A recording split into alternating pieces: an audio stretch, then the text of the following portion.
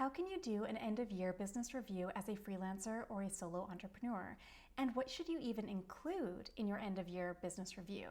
Let's dive in. The purpose of doing an end-of-year business review is to assess what you have and what you have not accomplished over the past year. And this really helps to best prepare you for the upcoming year. Think of your annual business review as an opportunity to do future forecasting for your business. There are 7 core questions that you can ask yourself for your solopreneur end-of-year business review. Number 1, what goals did I set for this year? What did I intend to do over this past year? And where exactly was I hoping to be by this point? What were those goals? What were those intentions? What were those hopes that I was thinking about and dreaming about and planning and creating ideas around this time last year? Number 2, based on those goals, what did actually happen over this past year? And what did not happen?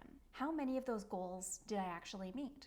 How many of those dreams did I act upon? How many of those wishes came true? Number 3, what did I actually accomplish over this past year related to those goals and also unrelated to those goals? Just everything that I accomplished. And what am I proud of myself for accomplishing? I really recommend that you include an entire list of all of your accomplishments from this past year. And this can be big things or seemingly small things, absolutely anything that you are proud about. So don't think about this in terms of what other people might think that are really great accomplishments. Really think about, what am I proud of myself for accomplishing? What was actually a really big deal for me, even if it might again seem small in comparison to other people. We are not comparing you to anyone else. Really look at your accomplishments here. What are you proud of accomplishing? Number 4, now that I know what my goals were and what I did accomplish, why is it that I accomplished this goal versus that one? So here you're really putting it into context. You're really identifying, okay, out of all of the goals that I set for myself, and all of the things that I actually accomplished, where are they connected and where is there a disconnect?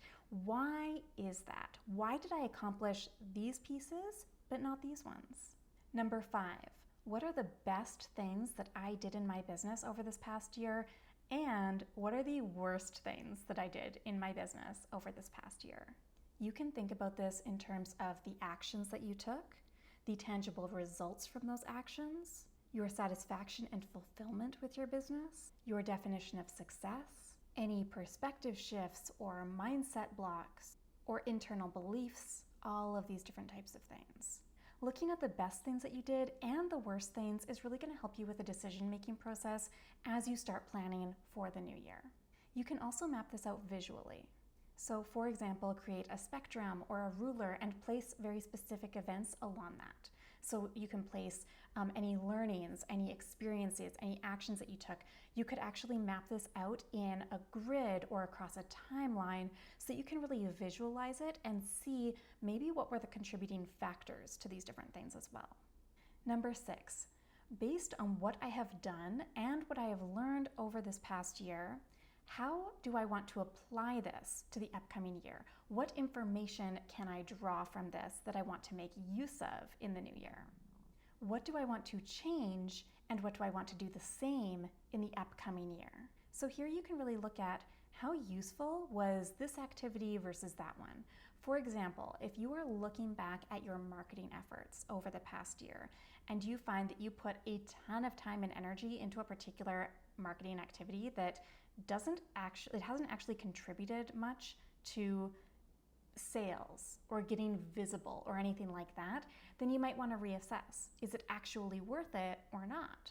Number 7, if you knew that your ideal business would be a reality by this time next year, what would you do differently moving forward?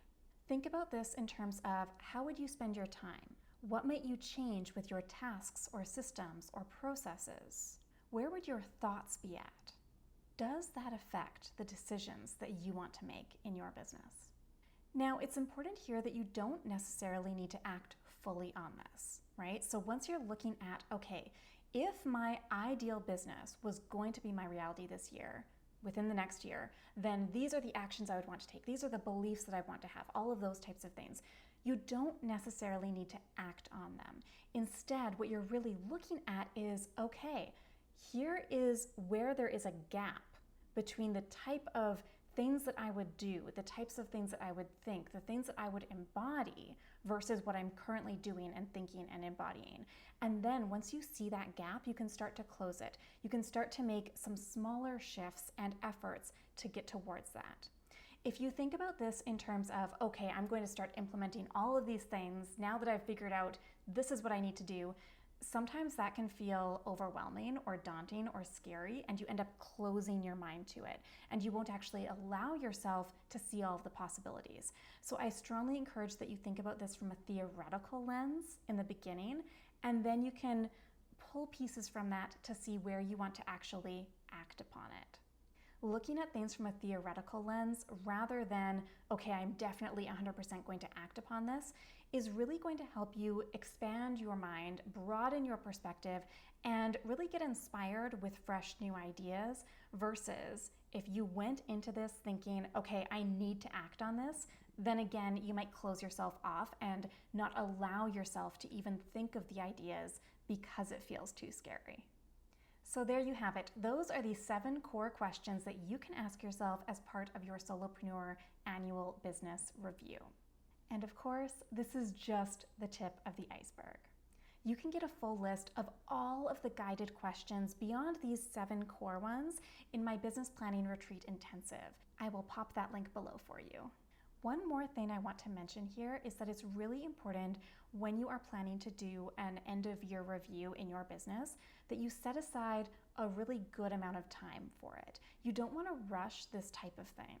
I do recommend that you plan for a full business retreat as a solo entrepreneur. These can be half-day retreats, these can be 3-day retreats, these can be 3-week retreats. You can really make them as big or as small as you want.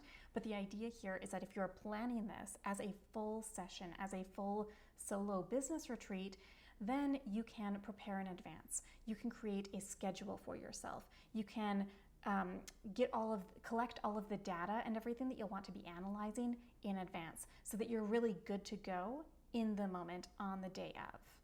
You definitely want to give yourself a lot of reflection time and thinking time built into this. So again, we don't want to rush this process. You want to be very strategic and intentional with doing your business planning session, and you also want to make sure that you are giving yourself that enough time to properly think and process and reflect.